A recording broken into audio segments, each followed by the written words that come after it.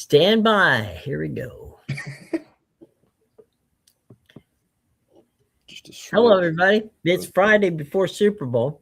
It's Jim, it's Matt, and Matthew, we've been at this now since August.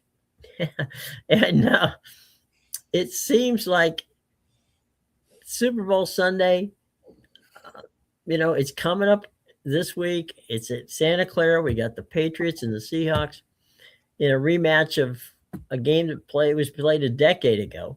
So none of the players that are playing this week were on either of these two teams. But, one of the things that we're going to be able to see at Levi Stadium in Santa Clara when they kick off at 6:30 on Eastern time on NBC, Peacock if you're streaming, Telemundo if you're watching it in Spanish, is really two teams that persevered. I mean, at the end of the day, these are two teams that just survived. I don't know that they were overwhelming, but at the end of the day, they deserved to get there in large part because they didn't make as many mistakes as the other teams, and they just kind of kept their heads down and motored through it. Yeah, I think the Seahawks, they've got a little bit different. You talk about the survival; they've got a little bit different survival story than the Patriots do. The Seahawks survived the NFC West, is what the Seahawks survived, which is quite an accomplishment. Yeah, they lost a game to both the 49ers and the Rams in the regular season. They beat them. I'm pretty sure they split both series with the 49ers and the Rams. Those Rams contests were tighter matchups all the way through. They survived. What they really survived was the Los Angeles Rams because they were the ones that played them the best. They beat them when they played in LA, but give Seattle credit. They played twice in Seattle. They won both those games. They did exactly what you're supposed to do in sports and in football, especially in protecting their home field. And it's what got them to the Super Bowl. It's what got them home field advantage in the first place when they beat the Rams on their home turf in the regular season. So they persevered that. And then New England just kind of persevered the elements. People have talked about the schedule, and it has a lot to do with those offenses on the other side of the football in that schedule as to why those teams were so bad. They persevered some really good defenses, and they persevered three great defenses in the postseason as well to get to this point. Now, the two franchises are kind of forever linked to that Super Bowl I said about 10 years ago when Tom Brady and the Patriots took on the legend of Doom and Malcolm Butler at the goal line in one of the greatest finishes in NFL history. That game, by the way, was also on NBC, and it drew over 114 million viewers. We fast forward now to 2026. It's a new cast of characters. Stakes are the same. We talked about the rookie, right? Drake May, while Seattle rides with one of the best balanced teams in football with Sam Darnold trying to rewrite his own history on the big stage. So, yeah, two quarterbacks, two teams. They both, I would say, relatively even, but certainly, as we said, they persevered. They got here, but they both have. I guess the best way to put it is they both have quarterbacks. One, a young guy who wants to prove that coming in second place in the MVP voting was not a fluke. And you got a guy in Sam Darnold who wants to prove that, what, I got two back-to-back 14-win seasons, and that's not a fluke. Yeah. Mina Kimes went on NFL Live yesterday and really laid out her case as to why Drake May should win the MVP. And I think it was a really good case that she made for Drake May. You could have easily made the argument for Drake May to be the MVP of this season. But you go back and you remember, this is who this Drake May guy is. Like it's 4.5 points right now. And I think the image that people have of the New England Patriots is one that's been painted over the last 3 weeks when they've played great defenses in poor conditions. Seattle's defense is really good. I don't think they are as good as some of these defenses that New England has had to go through. I don't think they're Denver. I don't think they're Houston. I think they're really good. I just don't think they're in the same level of those two teams. I put them more on par with the Los Angeles Chargers defense in terms of where they are. Still a really great unit, just maybe not in that very top tier of the NFL. But you go through and you listen to the case that Mina Kimes made for Drake May, the MVP, and you remember who this guy is at quarterback. Like, he's not the guy that you've seen throughout the past 3 weeks of football. He is a guy who can go out there and he can torch you. He had one of the highest numbers in terms of average depth of target. So they throw a lot of deep balls in New England. It's something that I expect them to get back to, with Drake May saying his shoulder feels healthy and really getting into some better conditions in San Francisco than they've been in the last couple of weeks. Yeah. Well, the Seahawks defense you're talking about, it's long, it's fast, it's opportunistic. They can bring a lot of pressure.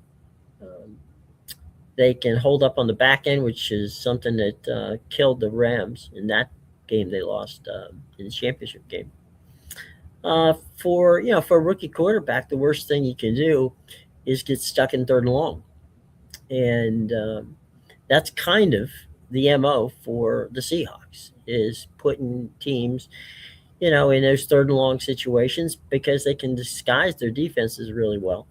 And, basically for New England to win, they have to win on first and second down. Yeah. If I remember correctly, I think they were top 5 in interceptions this year. Seattle was. They had 18. I think the leader was like 22. But they had 18 interceptions on the year. Yeah. So they've been very opportunistic. You talked about that speed. They've got a lot of length on the back end in those corners with Tariq Woolen, Devin Witherspoon, and the safeties back there, Julian Love, Nick Emmanwori. They have length and they have speed. And so they're in places where sometimes you don't think maybe they're in a position to make a play. But because of the length that they have on that back end at all positions, like it's at their corner spots, at their safety spots, they have a very long secondary, and it's something that's played a big factor when they've been able to get teams in those third down spots, because you force those balls and you throw them into windows that are tighter. And when you start trying to fit stuff into these tight windows against the corners, your margin of error goes way down because of just how long these guys are. And that's when they get opportunistic on you. Yeah, and you just brought up the point about Drake May is comfortable with his arm talent, right? They're comfortable throwing the deep ball.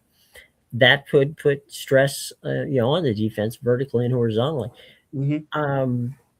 I think the key, and you were just mentioning it, is they've got some safeties who, are linebackers with with great speed. They can hit you. They can blitz. They can do whatever they want to. And I think that's probably Seattle's biggest thing, is they can disguise defenses that may or may, they may very well confuse a young guy like Drake. Yeah. And I do want to give credit to Seattle's front office as well, because they went out, and now the first guy I don't know as much about. They had a first-round pick in Gray Zabel. I think he's a guard. I'm pretty sure he starts on their line. He's a contributor, and if you've made it to this point, then your line ain't that bad. So he's obviously done his job this year. But what they did in the second round when they picked Nick Emmanwori out of South Carolina, it brought that secondary together, seemingly. Like it filled what seemed to be the hole in that secondary. And he was a guy who was fantastic at South Carolina, got overlooked a little bit because I think the location that he tore up the combine, long, lengthy, played in the box well at South Carolina. And that's really where he's made his living in Seattle. Yeah. The Patriots' identity in this postseason has been their physicality, right? They've used multiple backs. They've used heavy formations. They've used motion. They've created angles in the run game against a fast flow defense like Seattle's. They're going to probably use a lot of misdirection. Josh McDaniels this is not his first rodeo. Okay. No. And Josh is going to figure out ways to use that speed and that and the length that we're talking about Seattle to try to trick them into doing things that will give the Patriots an opportunity to run the ball. Because as we said before, they got to win on first and second down, and the best way to do that is to get some, get 3-4 yards on the first, on the first down. Yeah, staying on schedule. Right. We talked about in all of our talks regarding the coaching cycle, we've talked about how some coaches are just better fit to be coordinators. Mm-hmm. That is the mold that Josh McDaniels fits in. He Mm-hmm. is a guy who went out to Vegas and was seemingly as unsuccessful a head coach as you could possibly be. Mm-hmm. But dear God, when you take away the head coaching duties and you stick him at offensive coordinator, he can dial up a game. Mm-hmm. And that's exactly what he's done this year. He won the offensive, or I think it was the assistant of the year. Yeah.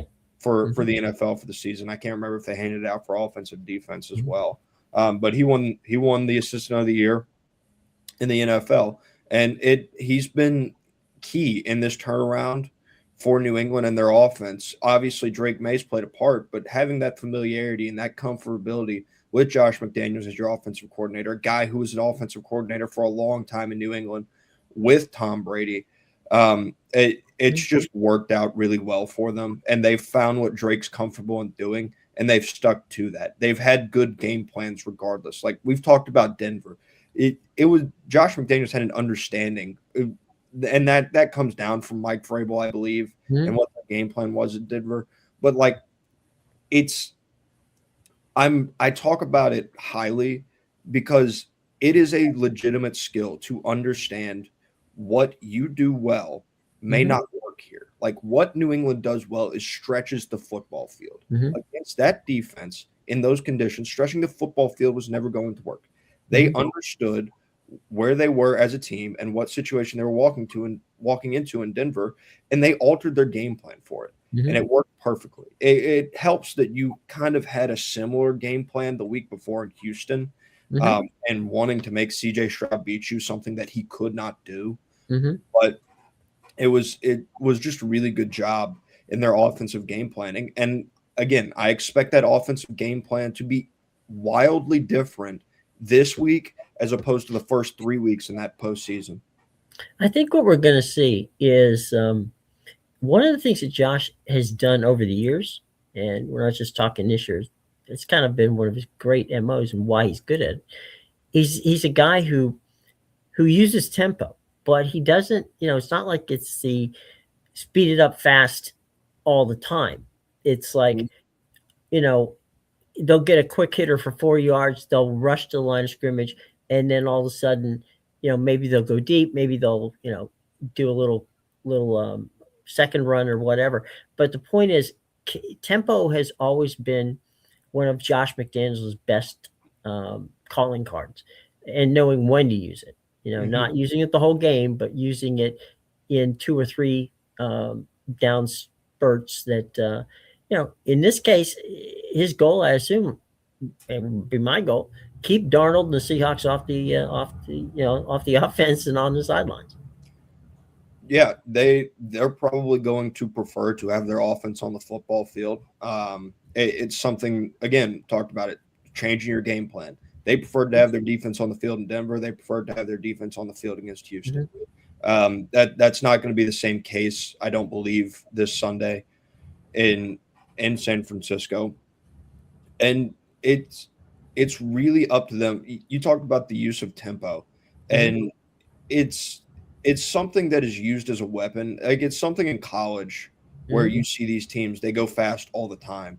In the NFL, you can't go fast all the time. Like it's just, it doesn't work the same way, because you see those tempo teams is they're working that tempo off of the depth of the hashes. Like what Josh Heupel does at Tennessee and the speed that they work with and why it's so effective has to do with how wide the hash marks are in college versus how wide they are in the NFL. They're a lot narrower in the NFL.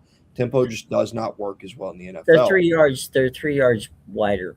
Yeah.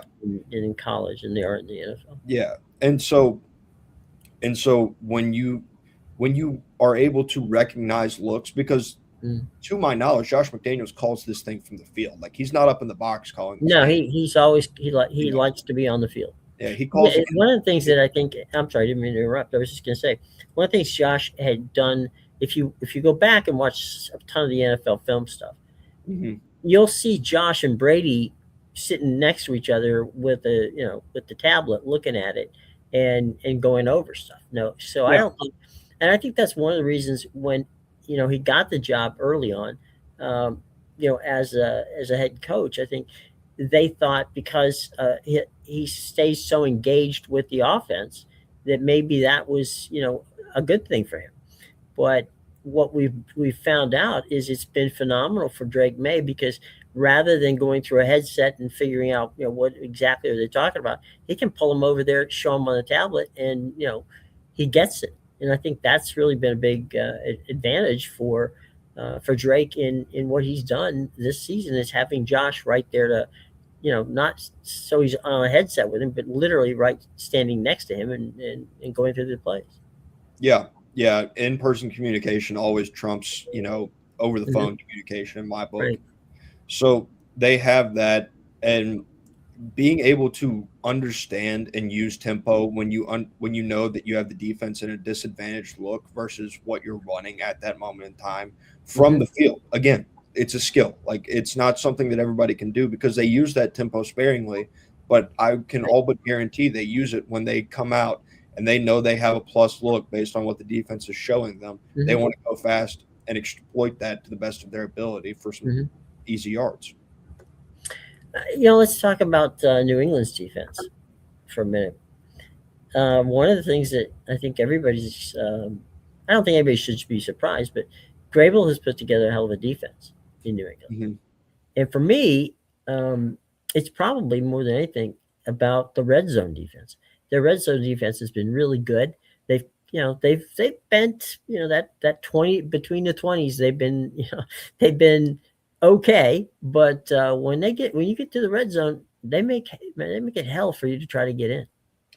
Yeah, and I'm curious to see if it's something where the New England defense has benefited from the conditions as well, Hmm. and against these teams in the playoffs. The same way I've given Drake May like that benefit of the doubt Hmm. going into this game. I think there also needs to be some benefit of the, or not benefit of the doubt, but there needs to be some doubt cast on that Patriots defense in terms of what product you're going to get on Sunday. Because this is a defense that, when you go back to the regular season, ranked right around 20th, I think, in Hmm. EPA. Yeah. They weren't fantastic throughout the majority of the regular season, Hmm. which was like that was it. Going into the playoffs, you knew that the New England offense could score and that the defense was going to get enough stops for them to win a football game. That was the belief going into it. And Hmm. as you've gotten into the playoffs, that's switched throughout these games. I'm very curious to see what kind of defense shows up on Sunday for New England. If it's that same version of the stuff that we've seen throughout the playoffs, or if it's a weaker version of what we've seen throughout the playoffs because they've benefited from some of the conditions. I think one of the things that really is going to be important is can they make Darnold throw into tight windows? You know, if they Hmm. play if they play if they play press and try to push Darnold into making because that's where that's been Darnold's Achilles heel, Hmm. making those throws in tight windows. If Yeah, Go ahead, I'm sorry. you've got to make Darnold feel that pressure, like feel the game pressure and Mhm. throw into the tight windows. Like if I remember correctly, Los Angeles played a lot of zone, They did. and when you play a lot of zone, especially against Sam Darnold, like it's something that he can pick apart. He Hmm. is a quarterback that under Kevin O'Connell last year and under Clint Kubiak this year, Hmm. he has gotten worlds better in terms of making his decisions, especially against zone. Against Sam Darnold, you have to be a very good man football team. That's Hmm. something that New England specializes in on the back end. Christian Gonzalez, very good man corner. Carlton Davis, a pretty good man corner in his own respect as well. Hmm. They have to be able to man up across the board and make, you talked about it, make Sam Darnold throw into those tight windows. You also are going to have to be able to generate pass rush. You have to create pressure at all three levels of your defense Hmm. in order to make Sam Darnold feel bad. You go, well, that's just playing good defense. This is Super Bowl. Hmm. Absolutely. You have to bring your best because you are playing against the best from this Hmm. season. The other thing too, and being fair, because we both, felt strongly about the Rams and what they could do. But if we had to really drill down, it was the Rams back end, the secondary that was just that didn't help them. Let's just put it that way. Um, which, as you said, they played a lot of zone. Zone's not going to help, a good quarterback, regardless of who it is. And and it did give Darnold a lot of help from getting out of trouble when they had him. They had him in some third and long situations, but because they just played zone defense, they were able to get out of those problems.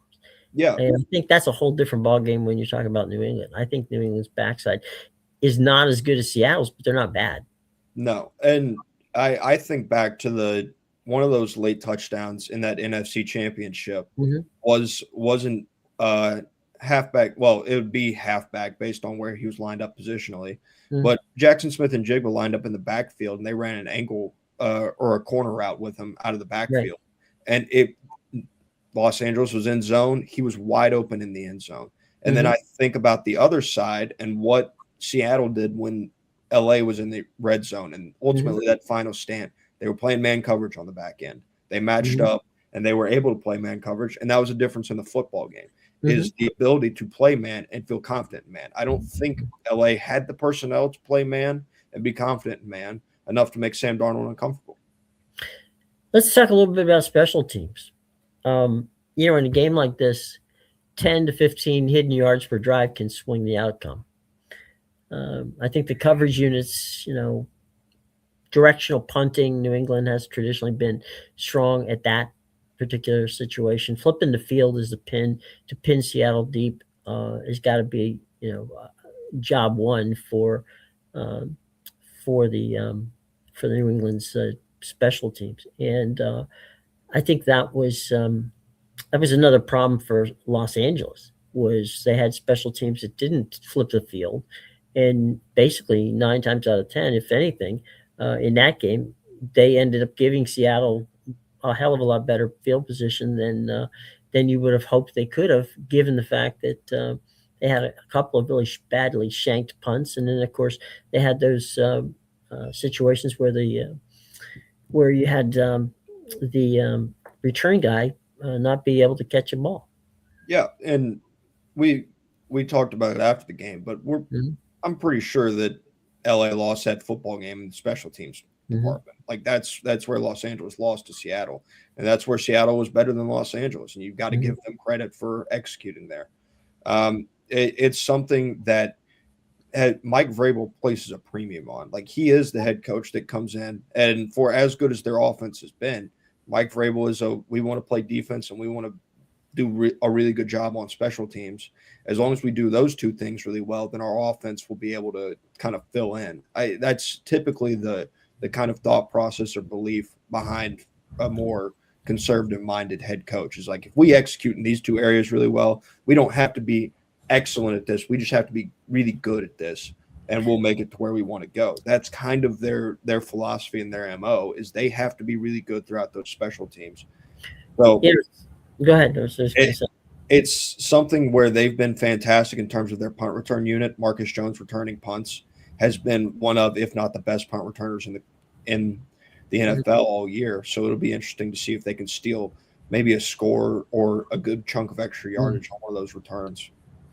During Belichick's time in New England, I mean, that was built in. Special teams was part of, the details, and the funny thing is that you mentioned it, that Grable played and actually was one of the guys who begged Belichick to play on special teams. And you would think, what's he doing on special teams? Well, he was on special teams because was in Belichick's DNA. I mean, he wanted special teams to be good. Grable, following the lead of Belichick, has done that same thing. It's like, we're here and we know that we can steal, 15 yards. We can steal, as you just said, maybe 6-7 points or a field goal or whatever by just playing good, smart special teams. Yeah, and you think back to that Belichick era, who was one of the leaders and the staples for really the majority of the time that Brady and Belichick were there. It was Matthew Slater, the All-Pro on special teams. But on the flip side for Seattle, it also must be mentioned that as good as New England's punt return unit is, Seattle's kickoff unit's very good as well. They are. Rashid Shaheed returned one against San Francisco. He's electric in terms of the speed that he brings to the table. Like you always hear it talked about. Like you can't teach speed. You cannot teach Rashid Shaheed's speed. No. It's something that he has that no one else on the football field typically does. And so he is a difference maker. And he could absolutely break one as well. Who makes the big return and on what side of the football is it? Yeah. And you remember back in those days when Belichick was there, that a lot of times his, he mixed up the punt returners, the kick returners. You didn't really have one guy. He had moved things around quite a bit, and he liked the concept of hell. He even had Randy Moss a couple of times, returning it. So I think part of the situation with that regard is that it's interesting when you use special teams and you can use it like a weapon. It's not just okay. Let's send the same guys out, same 11 guys out all the time. I don't expect that that anybody's gonna get cute, like a fake punt or something like that. And if it is, it's not gonna come from Vrabel. That's it's going to be if it does happen, it'll become in a desperation move. Yeah. You talk about mixing and matching in the Brady and Belichick era. Edelman, before he was their everyday slot receiver, was their punt returner, and he was a gunner. He was fantastic on special teams, and that's how he eventually earned his spot in the starting lineup at slot. So it's something that they've had a premium on for a while there. Yeah. We talked about Sam Darnold. It's a fascinating story. He was a high pick, bounced around. Now he's a chance to win the Super Bowl. When he's good, it's usually his footwork, right? He gets the ball out on time. He looks good. He's a guy, we talked a little earlier about the fact he's not really keen on pressure. Pressure is not something that he has handled in the past. But from a standpoint of this game, do you think that Seattle can force him into trying to play hero ball? And inevitably, when you try to do that, you're going to turn the ball over. I don't know. Just because of how good their running game's been. Like every time we've talked about it, that's where it starts for Seattle. Like we talked about, when I said pressure at all three levels, like yes, you have to have pressure on the back end when they're throwing the football in terms of the windows that you're forcing them to throw it to. Obviously, you have to have a good pass rush, but you're not going to be in the positions to do that stuff if you don't start by stopping the run. Like if they do not slow down Kenneth Walker on first and second down, then they're not going to be in obvious passing situations. If Kenneth Walker has the same type of day that he had against LA, against New England, then they're going to be living in 3rd and 3 and 3rd and 4 and 3rd and 2, right in that range where everything's gettable. The playbook's open. You don't really know what's coming. When you get them into those 3rd and 8, 3rd and 7, even 3rd and 6 for that matter, is you can tee off. You're able to create that pressure, and you're able to lock up on the back end because you know what's coming your way. You know it's a passing situation. They're going to win some. That's always going to happen regardless of whether they're in an obvious passing situation or not. But that's where everything is going to start, is where do you have them on 3rd down? It's cliche, but it's the truth, because that's where they won against LA as well. Like they stayed on schedule so well against Los Angeles that their defense, for all of we talked about, they were unable to play man coverage. They also didn't know what was coming on 3rd down, even if they were able to play man. Like they wouldn't have known what was coming regardless. Kubiak has done some things with Darnold. He's taken, I believe it's a 2.5 off his passing time. It sounds, 2.5. How much? What can that do? That's a lot. A lot. And so what that means is he gets the ball out quicker. It leads to more play action. One of the things that Darnold has really never done, even when he was successful last year in Minnesota, but he is doing it this year, is they roll the pocket. They want him basically not to be in the same spot, time and time again. They like moving him around, and they like creating the concept of making the pressure have to come from the backside. And if it's coming from the front side, you can see it. So, throw the ball in the stands if need be. But I expect we're going to probably see a lot of hitches, a lot of slants, a lot of those shallow crossing patterns, that type of stuff, even the curls, to build his confidence. I think the game plan for Kubiak is to build Darnold's confidence as the game moves on. Yeah. You talked about that second and a half, and just to put it in perspective how much that is, I think when Brady was at his best, his average time of release from when he received the ball to when it was out of his hand was about 1 point. It was just below 2 seconds, right, in terms of receiving versus letting go of. Mhm. So it's a formula that works for people. And you talked about that release time and moving the pocket and stuff like that. All that is stuff that gets your quarterback comfortable. And you've got to get him comfortable and in the rhythm of the game, I think, before you start taking deep shots. Because if you don't feel comfort and rhythm, then you're not going to feel confident in those deep shots as much as you will after you've gotten a few going and gotten things rolling. If you equate it to baseball, right? That second and a half, that's about 4 to 5 miles an hour on a fastball. Mm-hmm. Yeah. So if that gives you any idea how important it is, going from 95 to 100 basically is what you're talking about by getting that second and a half off the ball. And I think there's where Kubiak has been really good with Sam, is making sure that A, he's comfortable, and B, he's got the opportunity to get, as I said, they want to roll him away from pressure, and it's been pretty good because he hasn't really been sacked as much as he has in the past. Yeah, and in Sam Darnold's time in the NFL, you think about the stops he made: New York, Carolina. Carolina didn't work out either. He went to San Francisco and he sat, right? And he goes to San Francisco and he learns behind Kyle Shanahan, who is an offensive genius. And then he makes the move over to Minnesota. Kevin O'Connell, very good offensive mind in his own respect as well. Sure. But what I think happened throughout that process is Sam Darnold regained his confidence, but in regaining his confidence, he found what he was comfortable in doing again.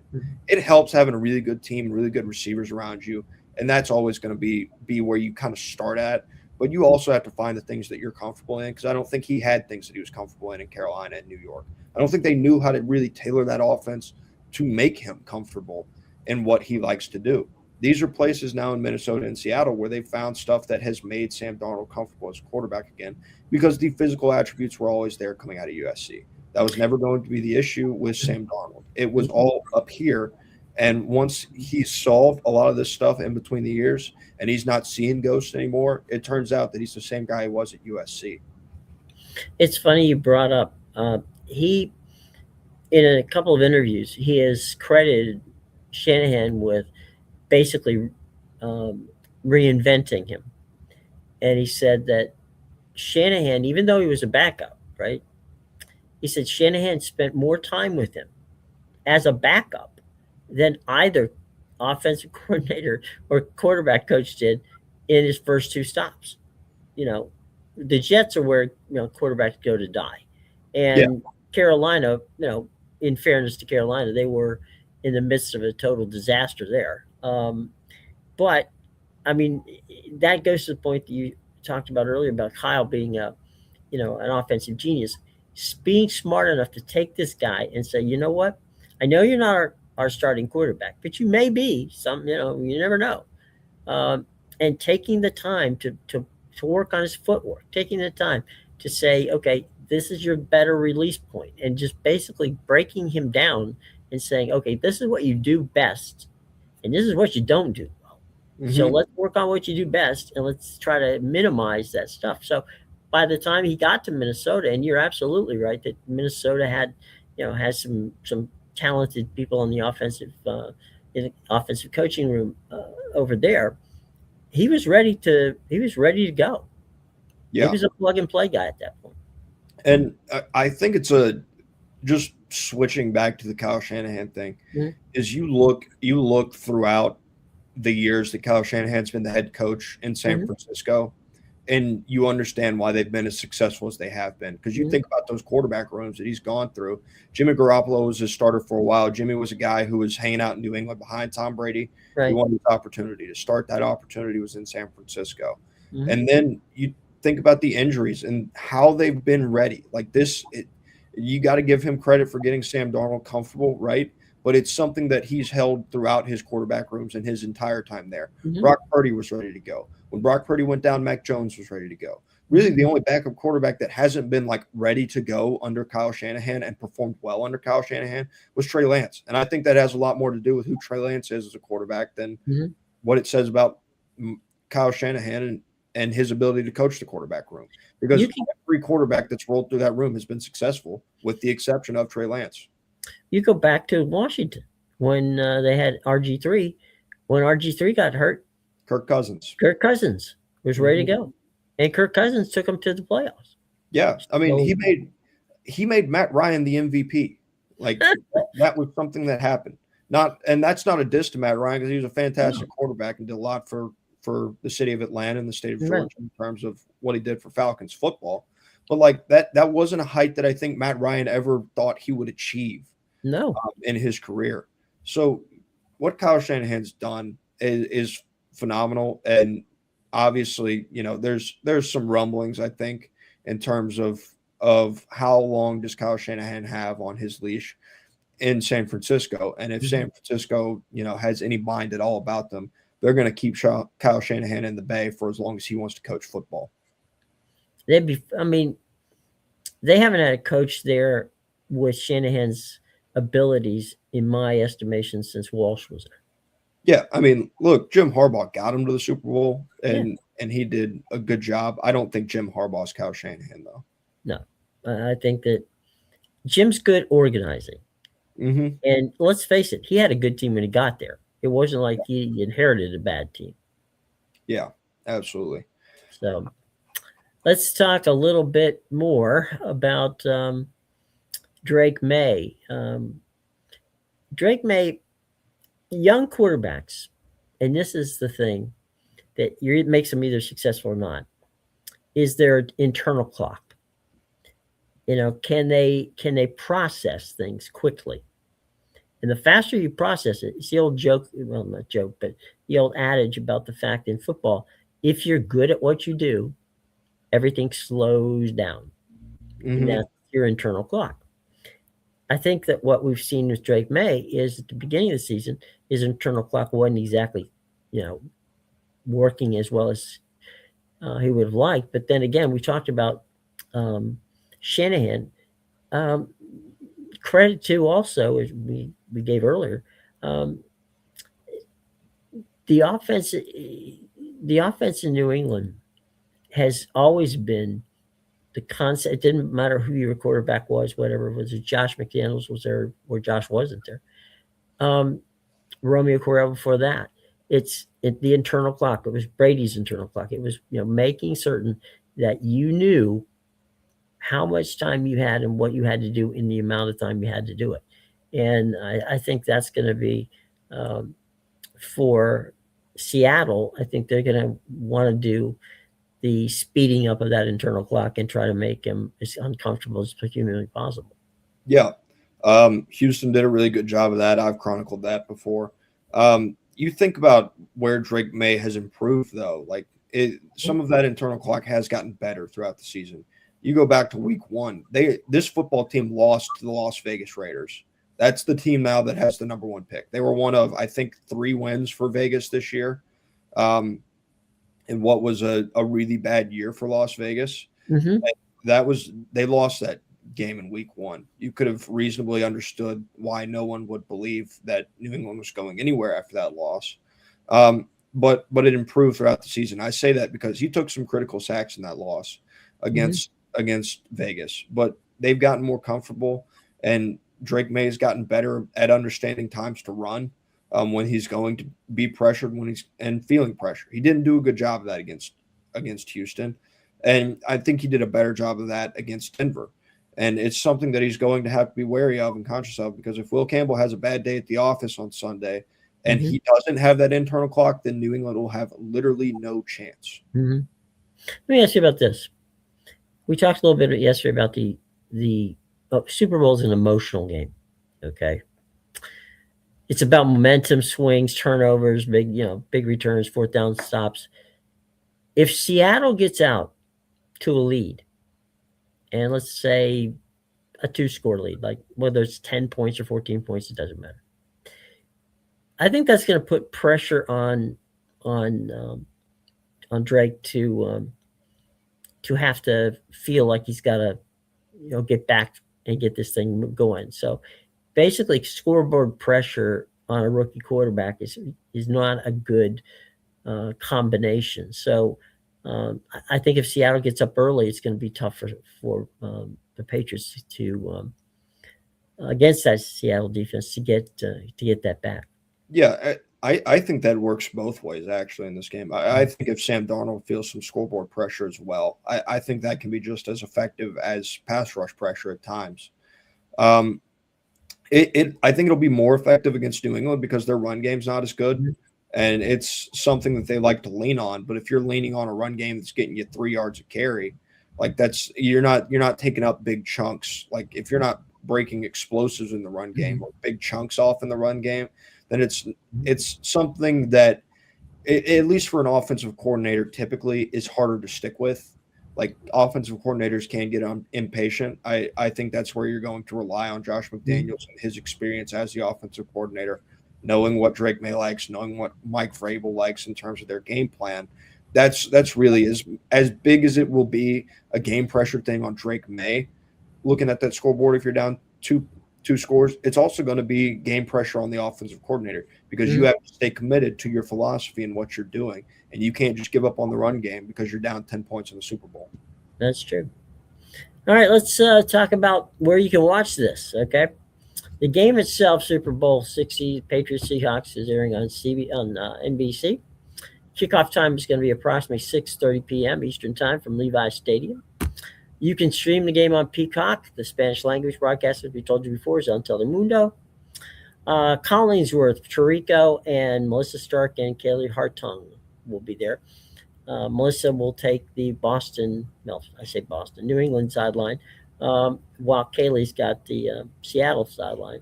Collinsworth and Tirico. This is Tirico. We mentioned it yesterday. It's Tirico's first Super Bowl game, which I was kind of surprised. I thought, it'd been a while, but I guess he just didn't. He wasn't there for that last one, which I guess was Michael's. The pregame show in itself rolls out approximately 4 hours before game time. That's their quote unquote official pregame show. That's quite a bit of a pregame show. They have digital platforms, so if you're not at home yet, or if you're out doing some errands before the game, you can watch it on your phone, on the NBC Sports app. You can watch it on Peacock if you have Peacock on your phone as well. So cord cutters or people running around, you got no problem with that. The NFL Network basically starts at breakfast, and they go onward. Now their pregame show goes all the way up until 5:00. So they're going to be on the air from about 9:00 to 5:00 with God knows how much in the way of content. I don't know that I'd imagine and hope that that if you are someone who likes football, that you'll enjoy some of the pregame show. But my God, that's a lot of time. ESPN, go ahead. I'm sure there's somebody that's going to do it. I'd be very curious to hear from the person who sits down and watches all 9 hours of pregame coverage from these two networks. I mean, that's insane. You've either got to have a lot of filler pieces or just some crazy depth that you're going into to fill 9 hours worth of coverage. We've gone 45 minutes. I feel like we've done a pretty good job of getting some pretty good depth in terms of what we're talking about. And that, like, it, how are you filling 5 hours of, there's got to be filler pieces. That's got to be what it is. Don't forget ESPN. Okay. Yeah. At what point are you just hearing the same thing over and over again? Right. Their Sunday NFL Countdown, will feature stories on Drake May, Sam Darnold, the coaching staffs. There's going to be roundtable discussions. I'd be stunned if there weren't. They're going to be on-site hits. They go into, they basically, it's been for a number of years, they've gone to the hotels and basically stood out in front of the hotel and wait for the buses to leave. So there's that. So let's take a look. Let's review. Morning into early afternoon, NFL Network, ESPN, all day pregame coverage, features, analysis. Afternoon into early evening, that's when you can grab NBC. They're wrapping up there. Now there will be some stuff on NBC because they are the anchor network for the Super Bowl that you probably won't see on the NFL Network and on ESPN because they're going to have some access that they didn't have. Kickoff is going to be, as we said, 6:30. Talked about Peacock, talked about Telemundo, and of course the Peacock streaming situation.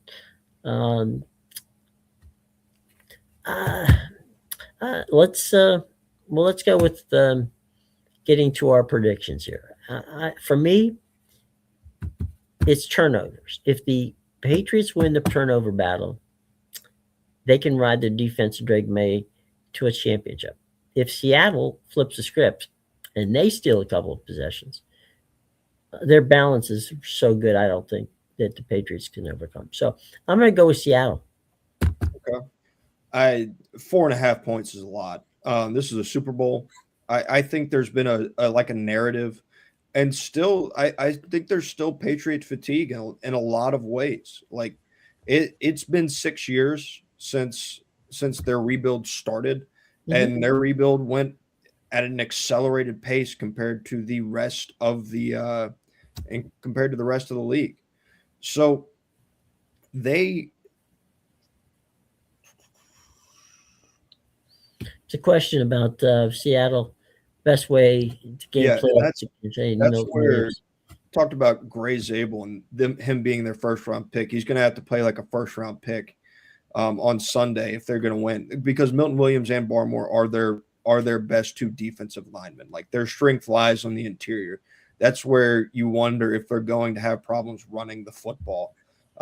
Probably going to get, when you do run the football, you're probably going to get a lot of those duo looks, like where you're trying to double team some of those interior guys with a guard and a center. Maybe you collapse down a guard and a tackle based on the way they're lining up. I highly doubt they'll do that. Tackles typically kick, but if they're running zone, then it's definitely possible to let the edge go free. So they're going to have their work cut out for them on the interior. What I was talking about, going back to the prediction, 4.5 points is a lot of points. Talked about Patriot fatigue, how people probably are still tired of them. It seems like the only people that want the Patriots to win are Patriots fans themselves. No one in the general public wants New England to win this football game, partially because I think, just typically speaking, fans in general, they don't think they deserve it. They didn't think they deserved all those titles when Brady was there, and they definitely don't think they deserve one this shortly after they started their rebuild in New England. I think New England wins this football game. I think that Drake May is going to play a lot more like the guy that finished second in the MVP voting and had a legitimate case to win the award. Like that is what this guy did throughout the majority of the season. He was the MVP runner-up. He was at times the MVP favorite. He does a really good job with his deep balls. I think that Mike Vrabel is going to have a concrete game plan with an understanding of what they do well and what Seattle does well. I don't think they're going to press. I don't think they're going to push. What I think is they're going to create a balanced enough attack, and they're going to find a way on the margins to win this football game. I can't tell you how, because to be honest with you, I look at it, I go, yeah, guess what? Seattle's run game, better. Their offensive lines, he talked about the interior of their offensive line being an issue. And New England has their own issues as well. That entire left side of the offensive line are rookies. Will Campbell, rookie. Jared Wilson, rookie. Both those guys are rookies. They've had their struggles. They've had their injuries this year. There are problems. Seattle's running backs room is better. Seattle's receiving core is better, because you can't find me one dude on that New England roster that can do half of what Jackson Smith and Jigba can do. They have a spread apart receiving core. JSN does it all. Cooper Kupp's a great route guy, and Rashid Shaheed has speed. Like that's what they do. Their tight ends and AJ Barner are very good. Um, Obviously, we talked about Sam Darnold and his decision making. Their defense, we've talked about it a bunch. I've talked about how I have concerns about the New England defense. I can't find a specific area where I go, New England is definitively better here than Seattle. It feels like Seattle is everything leans Seattle. That's the reason I'm picking New England. Okay. By the way, for those of you wanting to know, um, the high on Sunday, suspected high, will be about 60 degrees. There are clear skies, and game time kickoff temperature is expected to be right around the high 50s, and the low for the evening, which we won't get to by the time the game is over, is going to be 51 degrees. So this game's going to be played in ideal football conditions at Levi Stadium, which is a fantastic stadium. So um, field wise and everything else wise, that should be not even close to a problem in the way of conditions. One of the things that is interesting from a television standpoint uh, for NBC is that they're hoping to get an even higher number than last. I mean, everybody wants the better number than the year before, right? Yeah. One of the things that benefits NBC this year is the fact that almost 60% of the country is in very cold weather. So it's unlikely that people are going to wander too far out of their house or be compelled to watch something else. So uh, I don't know that they're going to get a better number than last year, but the weather will help them. There's no question about that. And one thing we should note is that directly after the Olympics on I'm sorry, directly after the Super Bowl on NBC will be the Olympics. And by the way, tonight will be the opening ceremonies. It's actually at 2 o'clock this afternoon. You can watch the opening ceremonies live on Peacock and I believe NBC. It's 2 to 5 tonight.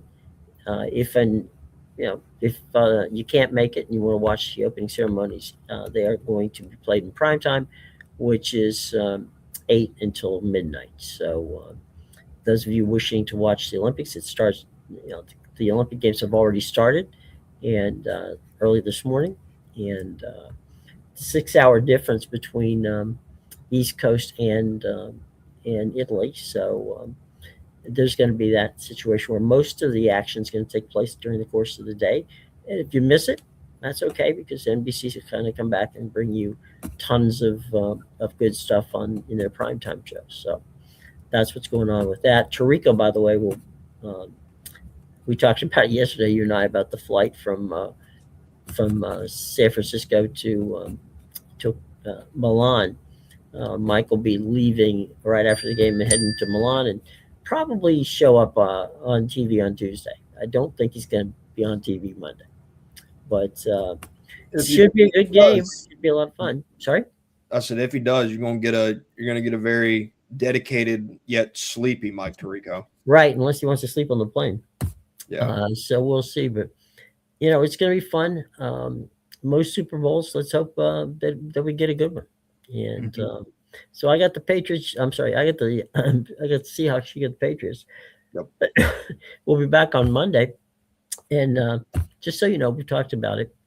But moving forward, we're going to talk baseball. We're going to talk college basketball because college basketball this time of the year is getting ready to move into that very important area of who wins the conference regular season, who wins the conference tournaments, who gets to the Sweet 16 and the 68 first, then Sweet 16. So we have a long way to go with other sports, and we will keep you posted on football for sure. But we're going to move on after the Super Bowl. But we'll talk to you Monday about what happened, and we'll find out, how this thing ends. And it's been a long season, folks, and thank you for the ride. And back, Rod Cape was here. Rod, thanks for joining us. I know Rise Eagles didn't make it this year, but don't give up. Fly, Eagles, fly, right? Rod, there you go. So anyway, we will see you on Monday. Have a wonderful and safe, and hopefully for everybody, a warm weekend. And we'll be back seeing you on Monday, okay? So for Matt, I'm Jim. Take care.